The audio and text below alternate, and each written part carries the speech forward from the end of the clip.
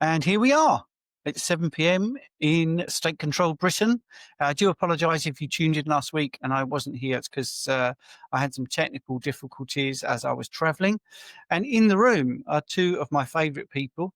One is the UK's top nutritionist. That's Richard Smith. Good day, Stephen.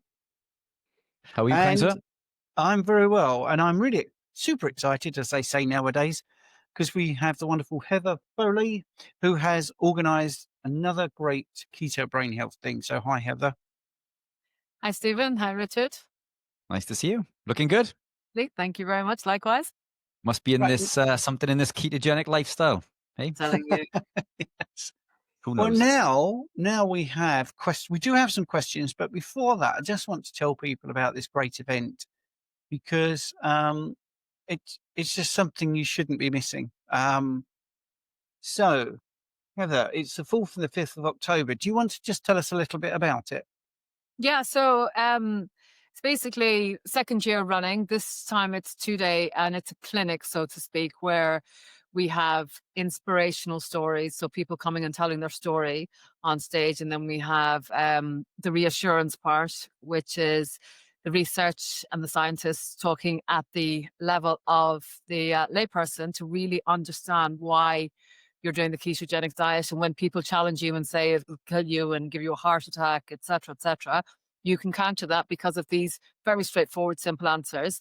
And then we have the educators, which is people that are going to be speaking more about all the mistakes people make on this way of eating and just help people make as few mistakes as possible. I've been on this journey since 2010, keto, and keto carnivore since 2018, May 2018.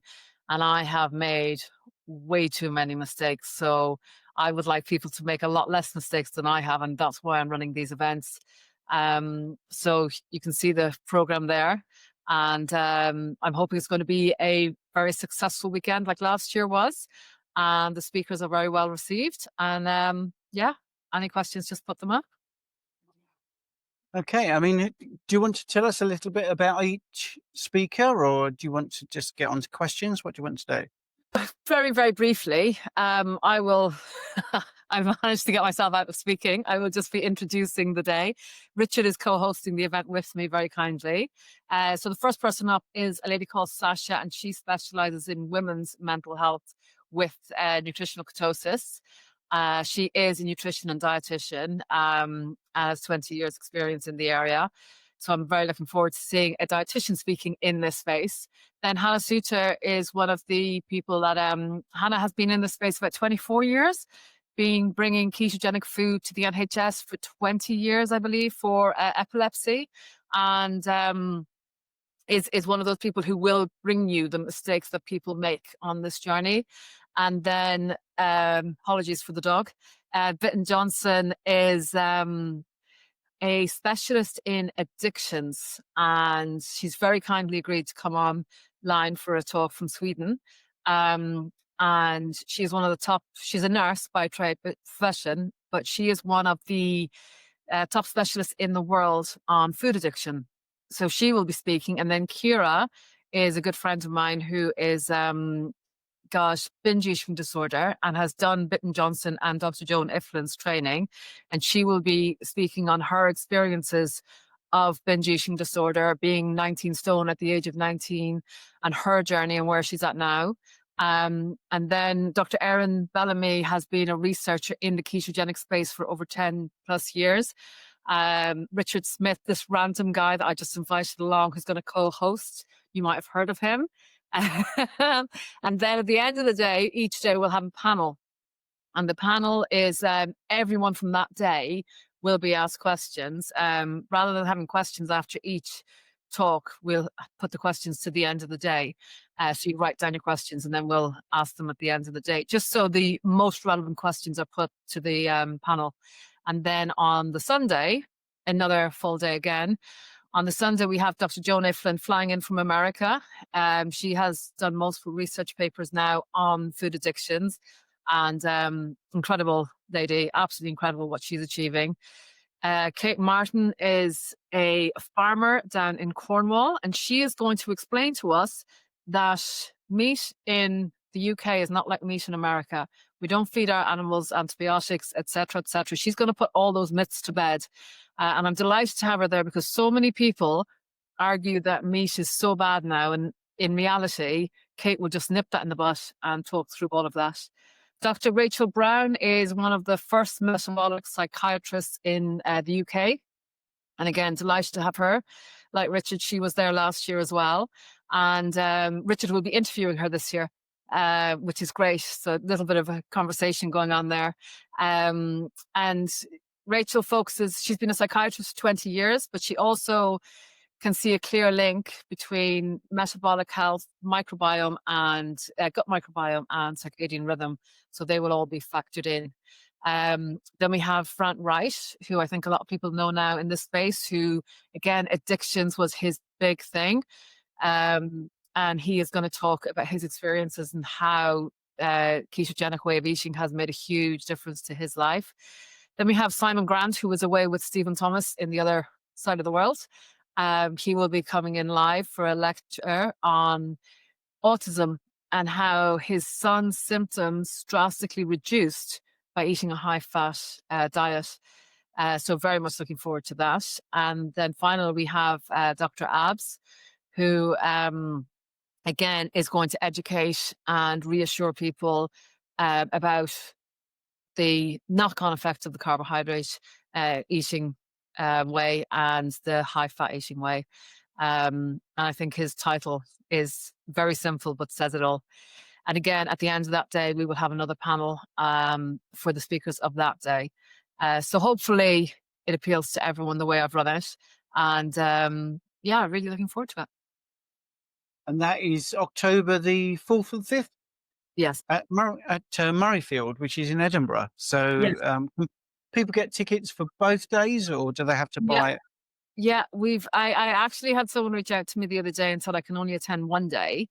And I hadn't really thought that one through. So we have, my web designer is putting it up for, I think he's done it now, for buy for one day only. If you can make the Saturday, you pay for the Saturday or the Sunday, or the full price for the 2 days. And yeah, that's the plan right now. Hoping potentially to have live streaming as well, but that's not been confirmed yet. Oh, that's fabulous! By the way, I'm not away with Simon. I'm not doing that. But anyway, I'm in England. Anyway, right, here we go. Let's get to some questions, and many questions already. So let's get into those. Andy 828, Richard, as you've been quiet for so long, it's the longest you've ever been quiet. You maybe want to field this one. Andy 828, my friend has been low carb for a few years with good health benefits. However, during the past 2 months, she has developed flaky skin, but it's not itchy. Thoughts? Yeah, brilliant question, Andy. Look, so a ketogenic lifestyle, low carb ketogenic lifestyles are, in my opinion, the best way to begin any health journey. Obviously, with the lowering of carbohydrate, we improve insulin sensitivity, and this confers huge benefits downstream. As we gravitate deeper, we remove the grains and seed oils, and things improve further because, as you guys know, grains contain a compound called lectin, and lectin will cause intestinal permeability.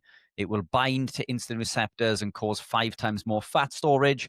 It will lead to cravings because it blocks leptin and so on and so forth. But we make these changes and we see the biggest benefits as we begin the journey. As the body travels deeper down the journey and it recovers, now it becomes more sensitive, if you like, to compounds that become problematic. Many will believe and say that going low carb keto has caused them to become gluten intolerant, and this isn't the case. The case is we've always been gluten intolerant, and everyone is gluten intolerant, by the way. It isn't just gluten. Grains, for example, contain another lectin called wheat germ agglutinin, which causes intestinal permeability in everyone, which leads to autoimmune disease in some people. But it causes that intestinal permeability in everyone. Now, when someone goes low carb and they persist, their body increases its ability to recognize toxins. So think of alcohol. First time we drink a glass of wine or a bottle of beer, we feel tipsy. The second time, the effect of that alcohol becomes less. And then by week 3, week 4, we're drinking considerably more than we were prior to this. Now, this doesn't mean that the alcohol isn't causing damage. It just means our body's ability to recognize that damage has been diminished. And this is what happens with these toxic compounds that we consume on a daily basis. We consume them every day, and we consume more each day. So the body builds up a tolerance to them. Now, when we've had a spell where we're devoid of these toxins and we put them back in, the body increases its early warning alarm system to tell us that it does not want said toxin. So what happens is, as we gravitate into this journey, the body becomes more sensitive to certain things. So we've cleared up, we've seen huge benefits, maybe some weight loss, hormonal correction, increased insulin sensitivity, along with increased cognitive function, and so on and so forth. You take your pick, because there's a large list of them. Now, 2 years in, the body starts to tell you that it's now consuming, or you're still consuming, other compounds which it didn't recognize before because it was buffering, and now it's telling you that they're causing problems. So flaky skin or itchy skin can be caused by a number of things. Intestinal permeability is the main one. If you have intestinal permeability, then it's quite likely you're going to suffer with skin conditions. On a low-carb ketogenic lifestyle, it's quite probable that this person, your friend Andy, is still consuming maybe tomatoes, which are very high in lectins, could even be still consuming potatoes even, which contain a different type of lectin called STA. Any other type of vegetable like onions, or what else is it? Cauliflower is a staple on a ketogenic lifestyle. And these things contain compounds called phytohemagglutinin, all different types of lectins. Bell peppers were a staple of mine. Now, we're still consuming these compounds. They're causing this intestinal permeability, and the intestinal permeability can cause these skin conditions. Other contributing factors, medication, casein, if she's still drinking milk, even raw milk can be problematic. Less problematic if you're carnivore, but one to keep an eye on. And what else is there? It could be damage to the HPA axis, because cortisol is responsible for the production of sebum, which is it basically controls the oily substance in the skin. So if the HPA axis is damaged, in simple terms, if one is stressed and that axis is damaged, that can lead to skin conditions. Basophils, increased basophil, so that can be caused, which is ultimately a histamine response. That can be caused by aged meats. It can be caused by milk, potentially. Aged meat seems to be mince meat or a ground beef. If you're from the States, that could be problematic. And oxalate detoxin could also be another sign. So now that the body is in a state where it can release these toxins from stored tissues, it releases the oxalate into circulation, and that can cause skin conditions. So the solution is address whichever one it is that I've mentioned there. If it is the oxalate, potassium citrate is a fantastic supplement to take. We'll get into that a little bit later on as we go through. If it is a histamine response, obviously avoid the aged meats, avoid the ground beef. And if she is still consuming any of the lectin-high compounds, obviously either reduce or remove them. Seeds and nuts can also be incredibly problematic. Another staple on a ketogenic lifestyle, very high in lectins also. So a few levers to potentially address there. Yeah, that's a very long answer. Thank you, Richard, as always. No, it's okay. We'll go on to some of the super chats, actually, which is always nice to thank people. So Anna has a super chat of $29.99. Your support is appreciated. That's very good. John has a €10. I haven't been able to follow many Q&As lately. It's been busy days, but I wanted to show my support to you great people. Greetings from the humongous country of Belgium. Well done, Jonathan. Thank you so much. Great to you, Jonathan, client of mine. Good. If it's the Jonathan I think it is. Well, it may be. Does he come from Belgium? Quite possibly. He is from there somewhere. I don't think I've ever asked. Everyone's got to be from somewhere, haven't they? John D. MJ, a super sticker of $4.99, which is fabulous of you. So thank you so much for that. That's, it's just so appreciated. It really is. Right. Okay. Next question. Unless Heather wanted to jump in on the flaky skin thing.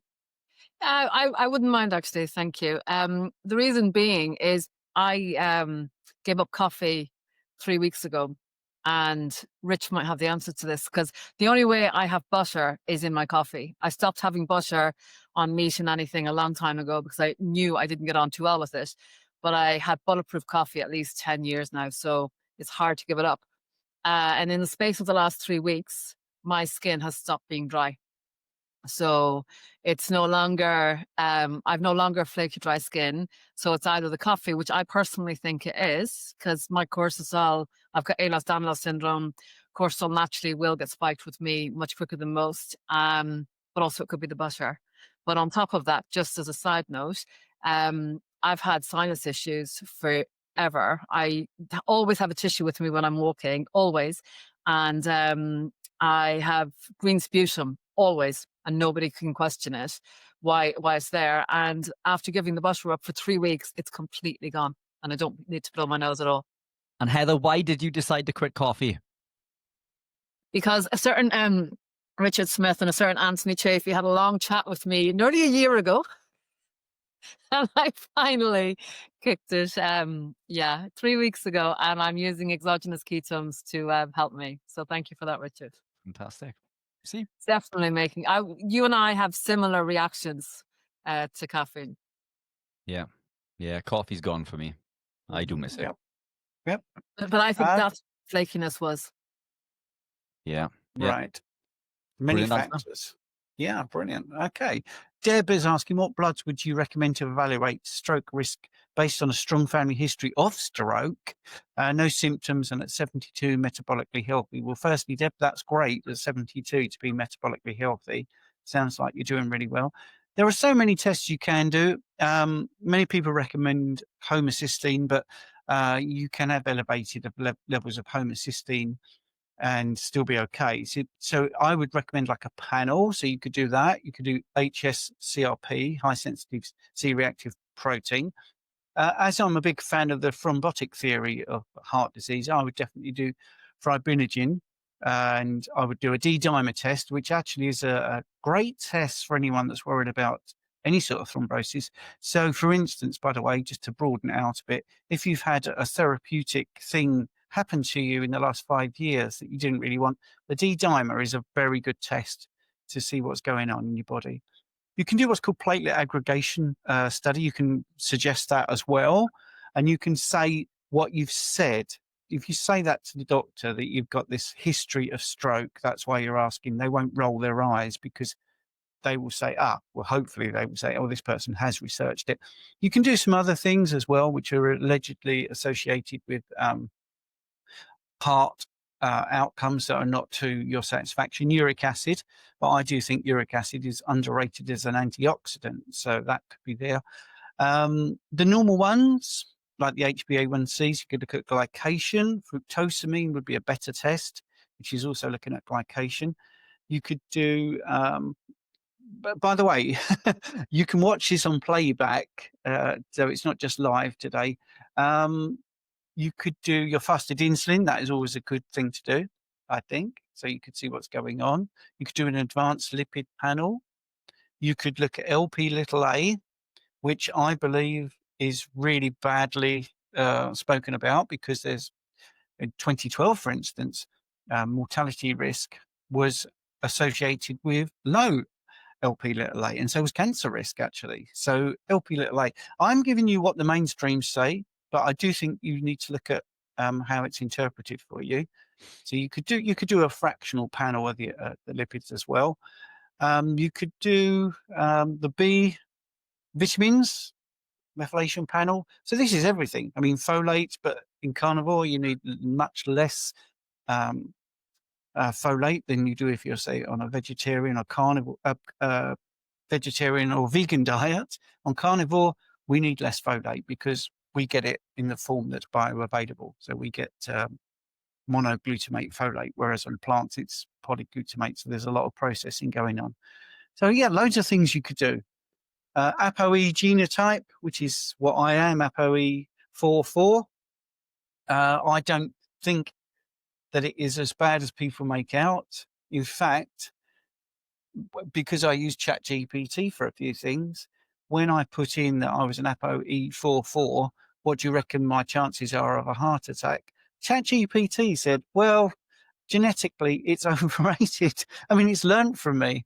It's probably like maybe 20% of the risk, but because talking to me, because you know about physiology and bloods and stuff like that, it seems to learn from what I'm saying.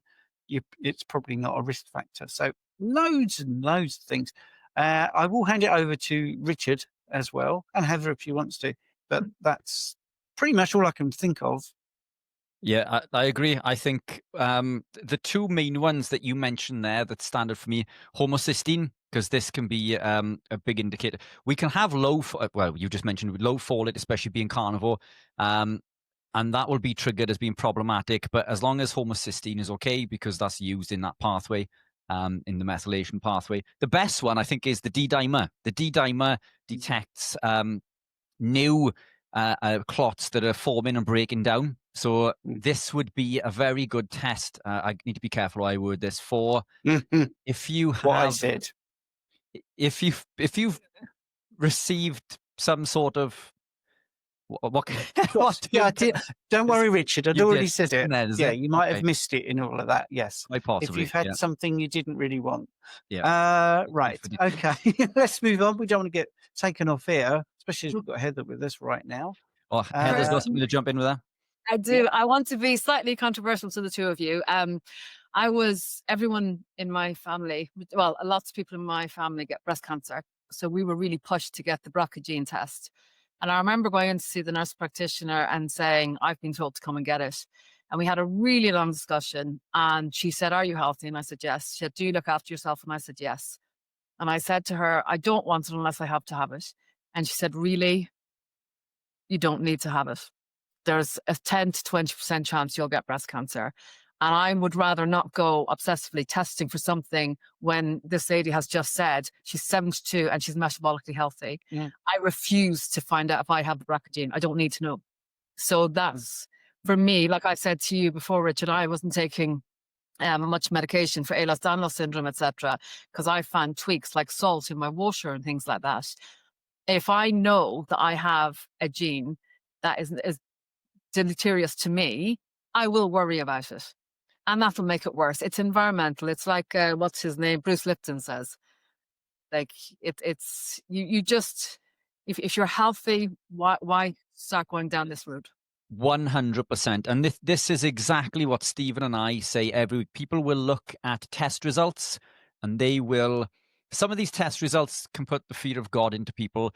And ultimately, how do you feel? Now that is the be all and end all, because if you feel fantastic, then we should never be driven by test results. They are nothing more than an indicator, a form of guidance, if you like, but we certainly shouldn't be governed by test results, because as we gravitate into this lifestyle, the ranges for us on these things are very different to what a normal person would fall into on many things. And this is one of the reasons that many of the carnivores in the community have put carbohydrate back in, because they don't understand how to read bloods in the way that Stephen does. Steve's released lots of fantastic videos illustrated and books to illustrate how to correctly read bloods and understand them within our lifestyle. But you're right. Why put yourself at risk? And especially if you can't change your genes. And epigenetics, as you know, is, I think, did I present on that in Brain Health last time? I can't remember. But epigenetics basically allows us to flick the switch on different sets of genes and turn off the ones that don't serve us as well. Does it matter? We can't change our genes. So, as you say, why get a test result and stress over it? I've got countless amounts of methylation reports from clients and things here. And it's like, I don't care. They can be incredibly beneficial to help guide me in regards to something that they may be devoid in. But generally, when you live a ketogenic carnivore lifestyle, we already tick most of those boxes.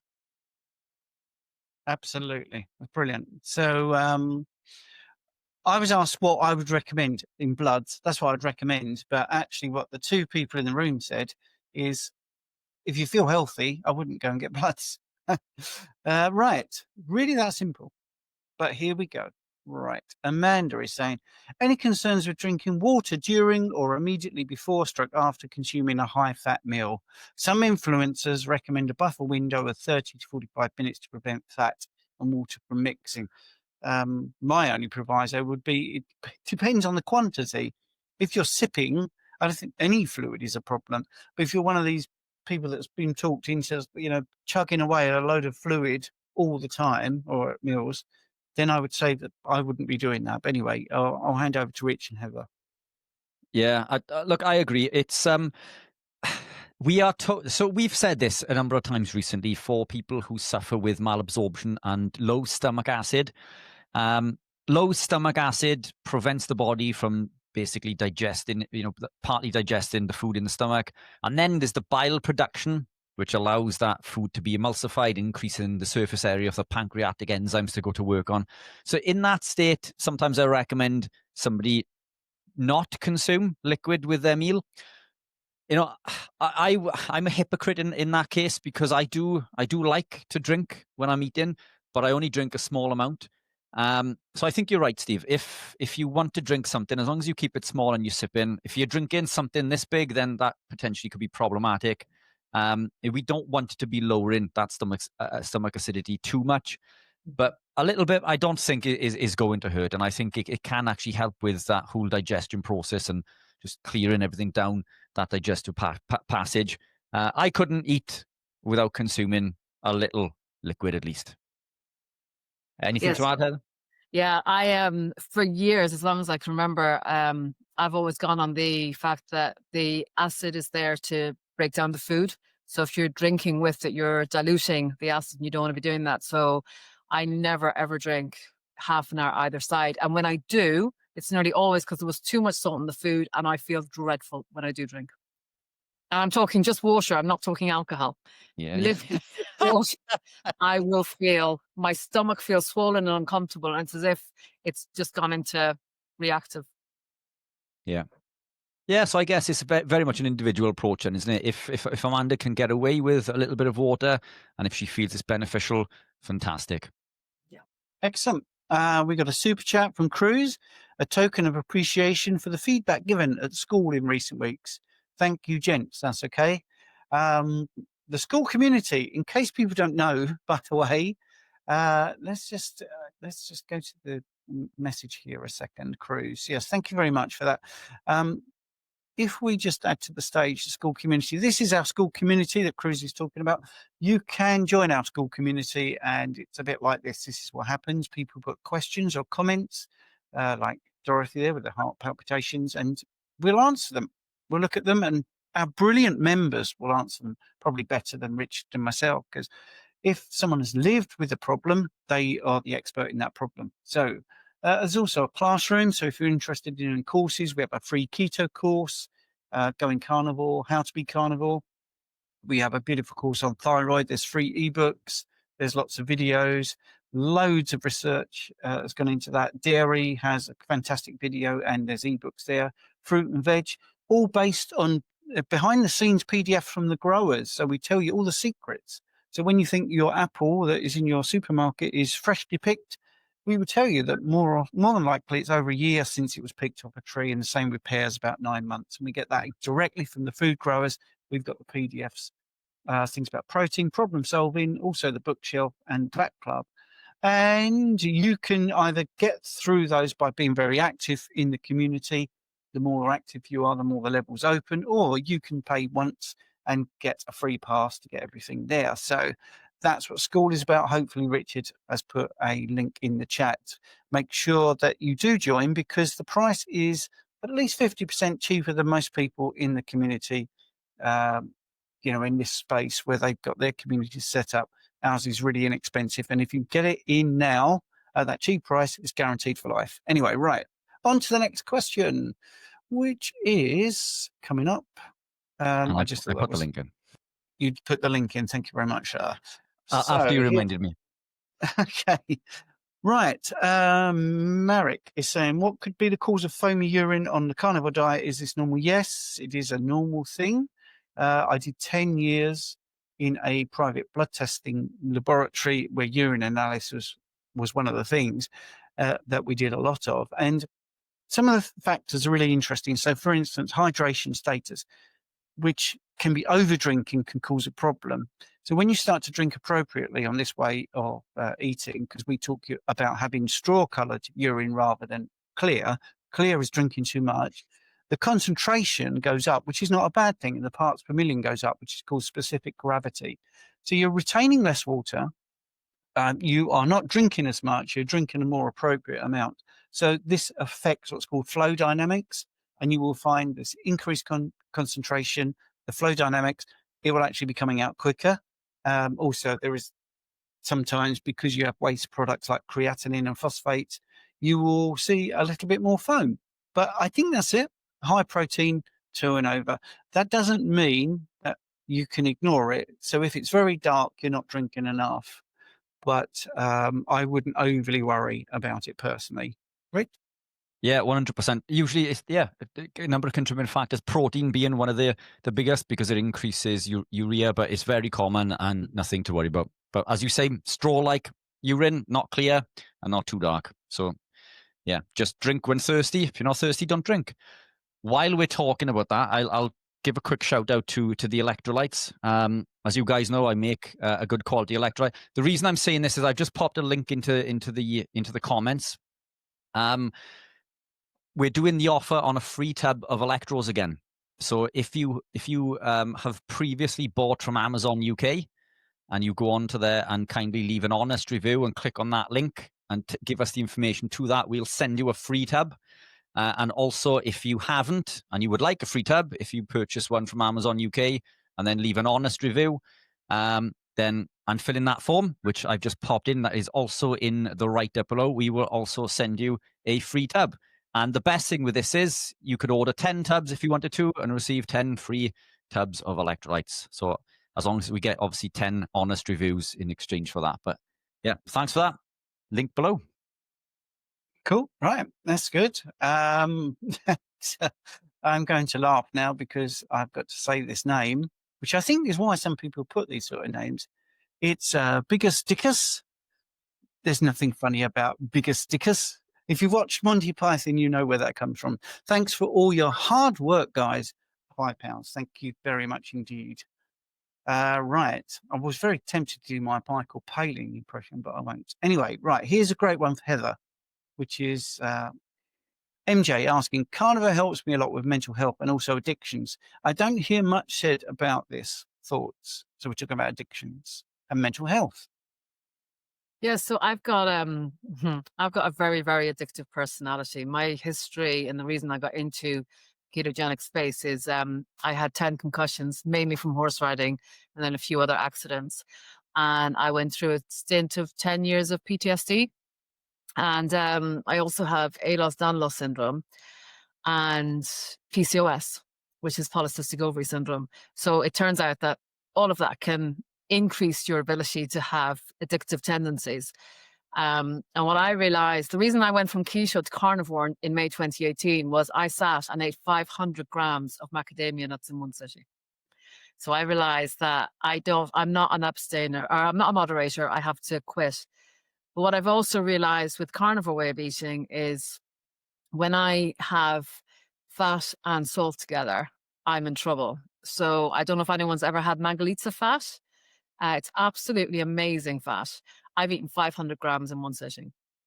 So I have a very addictive side. And I've noticed if I only have meat and I only have it multiple times a day, especially since I've given up butter, my addictive tendencies are way less. And that's why I'm doing it about this event about addictions, because I was speaking to Joe Nifland about this, and you were talking about it earlier, Rich, the casomorphines in butter, in dairy, and it's also in butter. And I obviously, with my addictive tendencies and my mental health issues over the years, even on a carnivore way of eating, I can massively overeat. So I can't put much salt and fat together. Yeah. Yeah, it is. Look, it is something that we've spoken about many times, Stephen, isn't it? Addiction, mental health. It's something that I've presented. I think we touched base on it during Keto Brain Health last year. I've presented on it twice for the Noakes Foundation. I presented in the public health collaboration to their private group. Yeah, look, carnivore is incredibly beneficial for a number of reasons. Steve, have you got a request to share screen there so I can just show something really quickly?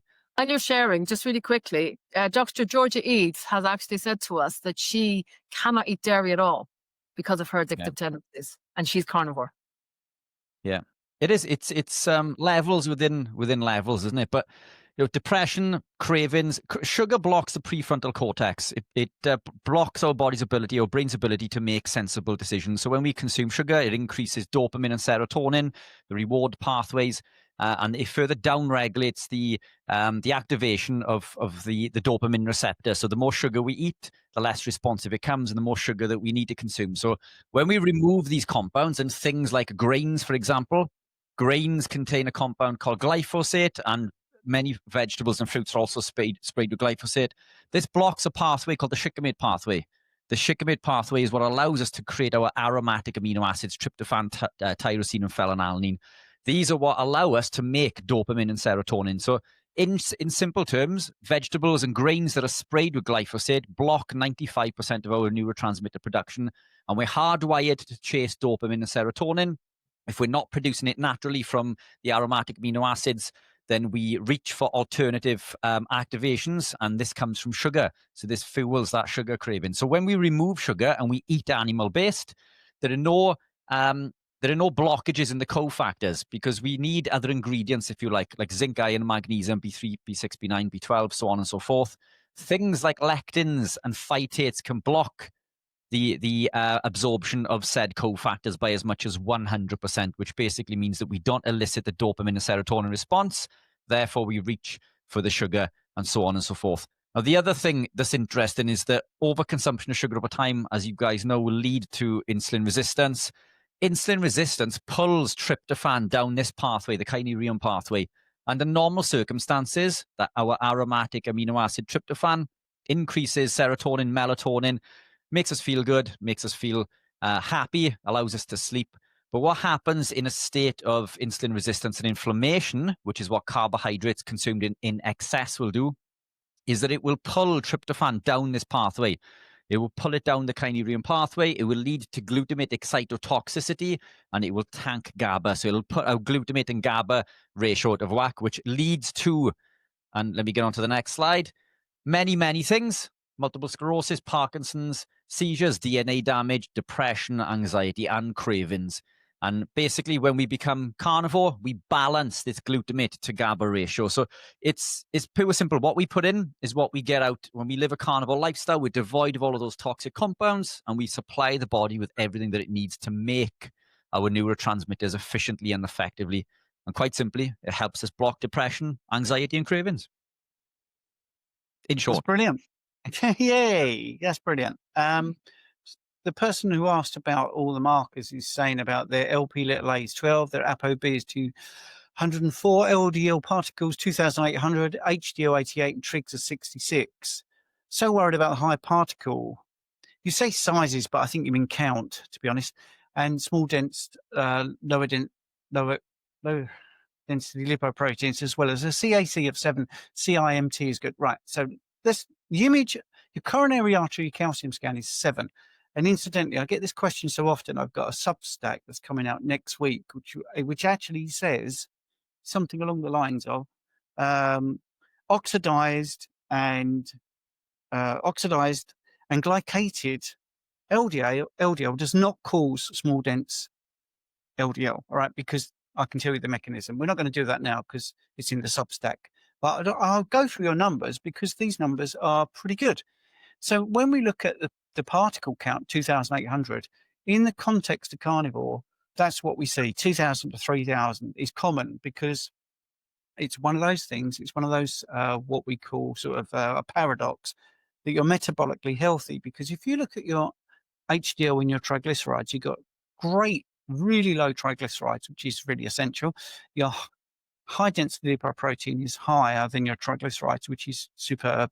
Your coronary artery calcium score, which is about the best thing you can get, is showing very low levels. I mean, mine was 639 at the age of 49 after a high carb diet. I would give my right arm for it to be 7. So all of that is really good. Your triglyceride to HDL ratio is fantastic. So your discordant lipid pattern that you're worried about, it is totally in keeping with being low carb, keto, or carnivore. I wouldn't worry about the particle count personally. Like I say, I would look out for my Substack. That is a free article that's coming out this week, which will talk about small dense LDL and talk about ApoB. Obviously, we've also got studies that have proven that LDL is not associated with plaque progression, and ApoB certainly isn't. And we also need to understand about the lipid panel in general. LDL, which allegedly you find in plaque formation, physically can't come from a low density lipoprotein, because there it's esterified, and you can only have pure cholesterol, which is only found in red blood cells in the membrane. So it's probably more to do with blood clotting rather than high levels of LDL. And again, I'll cover that. So I think those numbers are fantastic. And the bottom line is you feel good, and your CAC and your CIMT is very good as well. So I think it's very good. This one's for you, Richard. Let's go into this one. Do you recommend NR? Nicotinamide riboside. Is it as good as it's made out to be? Same with NMN. And I say to you, because you like going to the supplements after I've and I'll keep this quick, because there's a good question as well there about the D-dimer, isn't it, and TMAO. Look, these are precursors for NAD plus, essentially. The problem with precursors, especially with riboside, is that riboside will take a ribose sugar from somewhere in the body, and ribose sugars are found in DNA. So if we are short of certain ingredients, if you like, then we can take these things which are precursors, but they involve additional ingredients, which means that we may be devoid. I'm not saying that we will be, but we could potentially be devoid. NMN, which is nicotinamide mononucleotide. NMN is more difficult to say than nicotinamide mononucleotide. NMN. Again, other precursors. I'm not a big. So look, what is the end goal? The end goal is to increase NAD plus. What increases NAD plus better than anything else on the planet? Ketones, a ketogenic lifestyle. So even more reason to come and visit us in Edinburgh in October, because we can get into all this sort of stuff there. Ketones increase the NAD plus to NAD ratio by 4 times. It's one of the most potent activators of NAD plus and the sirtuins and everything else downstream. So if you want to increase NAD plus, cut the carbs, because carbs, glucose will lower that ratio. You can supplement with all the NAD and the precursors that you want. But as our good friend Dr. Abs will tell you, if you have holes in your bucket, then you're never going to seal the bucket, essentially, and you're never going to function optimally. We need to fix the holes in the bucket. Those holes are things that are going to cause inflammation, oxidative stress, and glycation, which essentially are things like carbohydrates and grains and seed oils. When we remove these and consume an animal-based diet, our requirement for said compound isn't required. I make supplements. I own a supplement company. I was one of the first in the world to have the opportunity to sell NMN, and I turned it down. I tested it myself. I looked into it. I researched, and I wasn't happy with what I found. Now, you may consume these compounds and you may see a benefit, and they may be beneficial, because if you are living a poor lifestyle, then this can increase NAD plus and basically improve your health and well-being. So as a supplement, if you're not living a ketogenic carnivore lifestyle, fantastic. But if you are living a ketogenic carnivore lifestyle, my sense is that you do not require these unless you are seriously damaged and looking for serious help with recovery. Now, it can be problematic. Increased levels of NAD can be toxic. So we don't want to have too much. Too much of a good thing is a bad thing.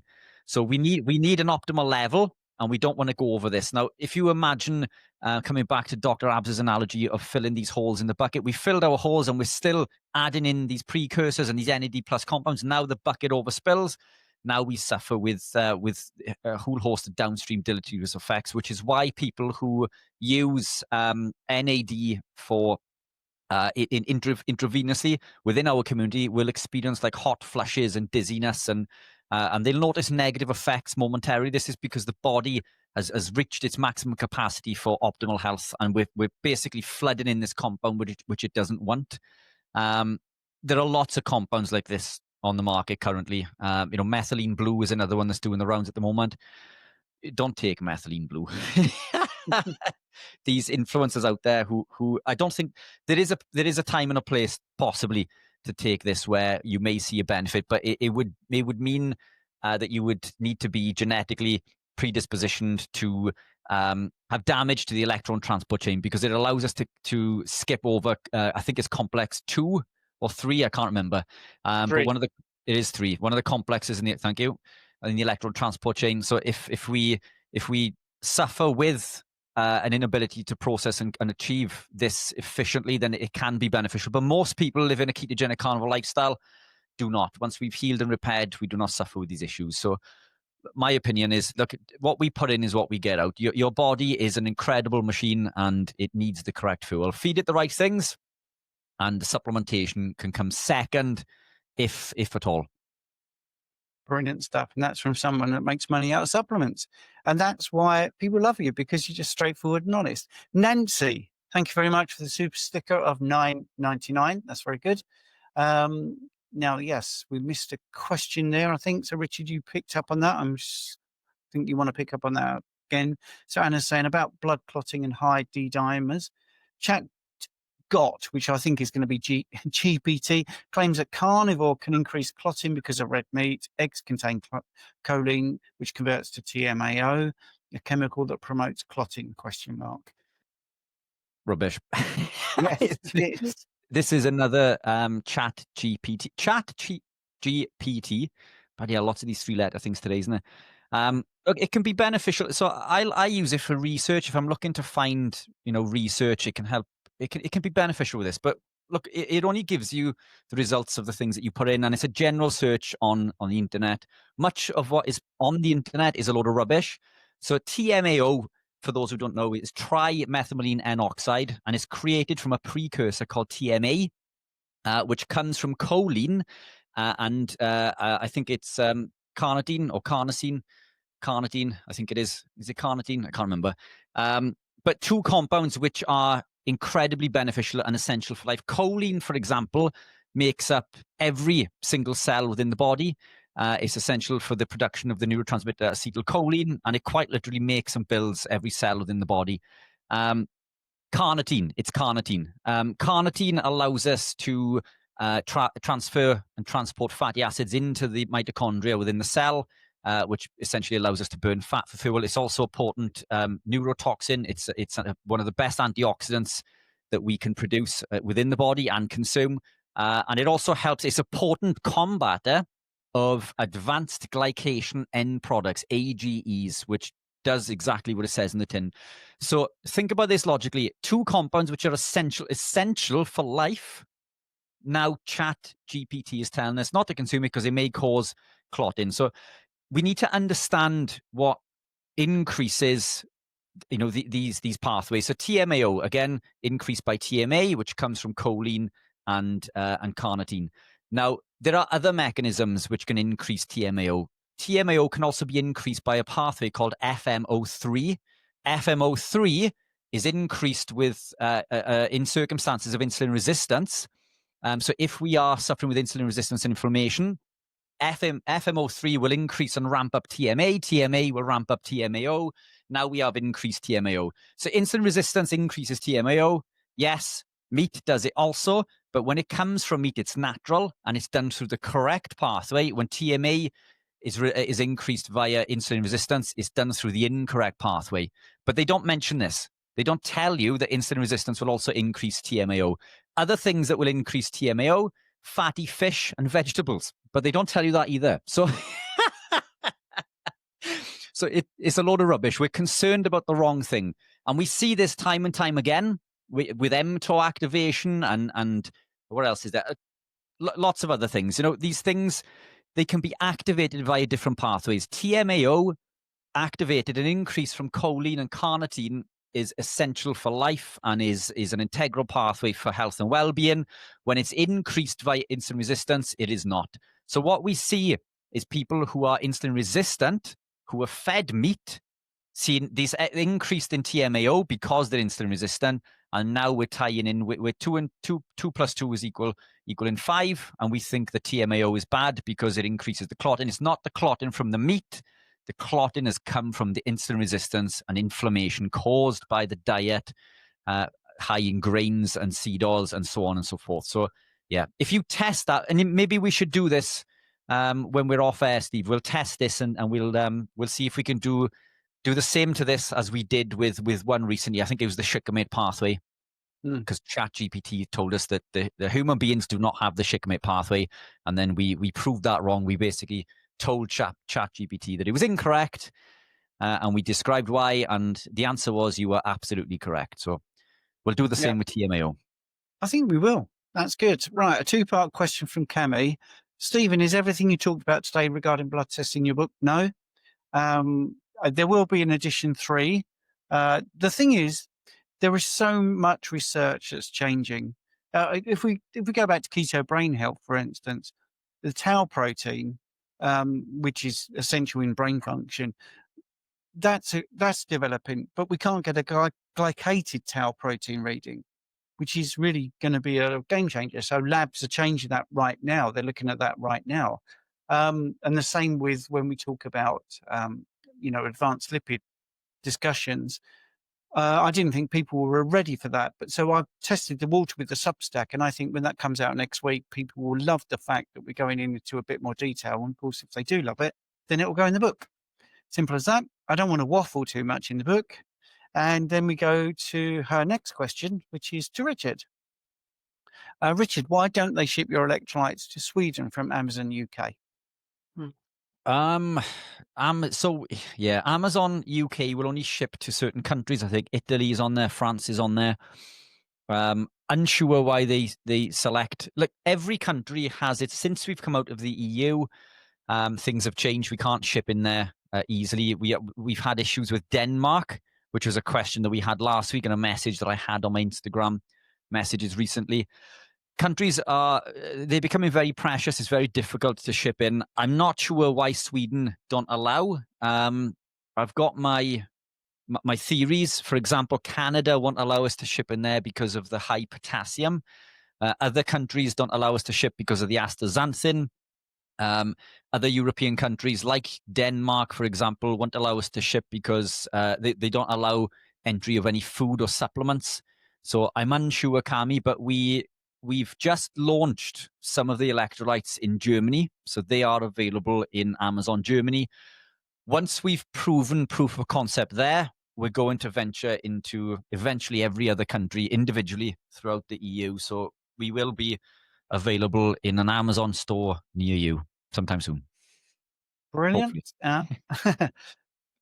Hope Heather's okay over there. But right, April was asking, a while back, Richard had my husband shorten his eating window to build muscle for 3 meals to 10 a.m., 2 p.m. and 6 with leucine 3 grams each meal. If he only gets 2 meals, should he do less? 3 grams each meal. So if he does 2 meals, should he do less of leucine? Is that what she's asking? I guess so. Yes, I guess so. Yeah. Yes, 3 grams is optimal for mTOR activation. So coming back to the mTOR is the anabolic pathway. That's what we need to heal, build, repair, and grow. And the 4 hours is structured in such a way that we activate mTOR and then we benefit from the mTOR reset. 2 meals is fine. 3 is best endeavors. It's the optimal amount. But even when I was competing professionally, I would struggle with 3 meals and training, because training will activate mTOR once. The protein and the leucine will activate an additional 3 times, giving us 4 mTOR activations, which is the maximum that we can activate. What we don't want is this prolonged activation and elevation of mTOR, which is what we get through IGF-1 and through insulin, which carbohydrates essentially. The reason for this is that they activate mTOR in a different way. So coming back to the TMAO answer, there's different ways we can activate mTOR. Leucine and training will activate it directly. So they'll bind they'll activate it directly, whereas the others will bind to the surface of the cell and set in motion a series of cellular events, a cellular cascade, which will lead to the activation of mTOR, which is far stronger and prolonged, but we don't want that. We want this reset.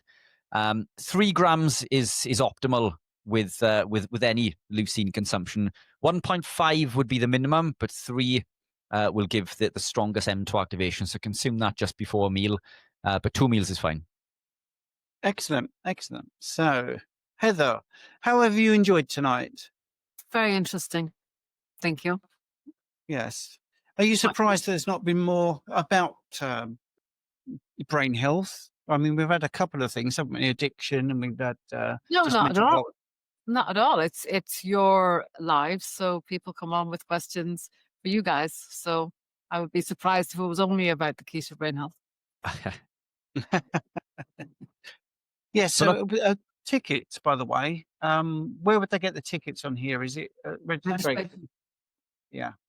So there we are for the 2-day, and you mentioned the 1-day pass. I wanted you to see that. Wow, he has entered it. Fantastic. I only asked him yesterday, so that's great. Yes. So people, there you go. The link is in my description. It's also in Richard's, I'm assuming. And if It is Heather's, indeed. yep. So there you go. 1 or 2 days you can get in there on the 4th and 5th of October, Saturday and Sunday. I'm assuming that is. Mm-hmm. Yeah. Yeah, brilliant. And the Instagram is Keto Brain Health for the Instagram. And yeah, we've got a very good goodie bag worth £75 Wow. of stuff in there. Wow. Worth coming just for That's that, good. isn't it? Yeah, that's good. Mm. And you've got a Yeah, good lineup of speakers. So if people want to get there, I think I'm putting the speakers up with their faces. So sometimes people don't know the names, but they do know the faces. So if you want to see who's speaking, I would go and have a look. Simon is, of course, wonderful. He's on Zoom, though, isn't he, as you say? That's right, yeah. Yeah. And I think as we flick through, see, I know all these faces, but I didn't know their names necessarily. So really good people. And I think if you're just interested in the subject, it would be a thing to attend anyway. I think Do you it's feel that? I think it's also the fact that, like Richard was saying earlier, like addictions, you get rid of it by getting rid of carbohydrates, but it's not necessarily true for people like me who've had brain injuries, where actually I'm way more addictive to the likes of fat and salt put together. And that, as I said, Mangalitsa fat, people are just like, how can you eat that much Mangalitsa fat in one sitting? And I'm like, have you ever tasted it? It's divine. And and I don't even, because I've been keto for 15 years, my balance has no issues with that much fat. So it's one of those things I've had to learn. And I think it's really important for people on this space that keep thinking they're failing or they're not achieving, is because actually, as you said earlier, it's that whole N equals 1. We're all an experiment on our own. And what works for each one of us is probably very different. 100%. And I think the Keto Brain Health last year was incredible. One of the best events that I've attended. Incredible line of speakers. I learned an awful lot there. And I think, speaking with you, Heather, the speakers that we've got come in with what they're talking about, I think this is something for everyone. I think somebody who is new to low carb keto would see a benefit to come in, and those who have been, as you say, keto carnivore for a prolonged period of time, who are encountering problems, but also see, I'm getting the sheep. That's a sign that I'm talking too much. Wrap up, Rich. But yeah, look, incredible event. I cannot wait. Tickets are on sale now, so make sure you jump on that as soon as you can, not to miss out. But I can't wait. I still haven't written my presentation yet. Yeah, well, you need to get down to that. But the point I was going to make before we go is your brain is remarkably plastic, and I am testament to that because I'm deaf. I'm very visual, so I have different patterns. You can retrain your brain. So when I did my degree in physiology and health sciences, I had to see lots of different scientific words. So I'm looking at them, not hearing them. So my brain would have used different patterns to recognize them. So we can learn new ways to do things, and that's one of the things with addiction. You can retrain your brain to get over those sort of impulses that you automatically go to and do something different. But anyway, for those that are on YouTube that don't want to join us over at school, I want to thank you. I'm putting the link into school where we've got the members' question and answers, which we will be doing in about 30 seconds over there. If you want to join us at school, we'd love to see you. But anyway, thank you so much, all you people on YouTube. Thank you, Heather. Thank you. And thank you, Richard. Richard and I will be over at school, but Heather will now go off and powder her nose and do other things. But anyway, so YouTubers, thank you so much. Thank you all.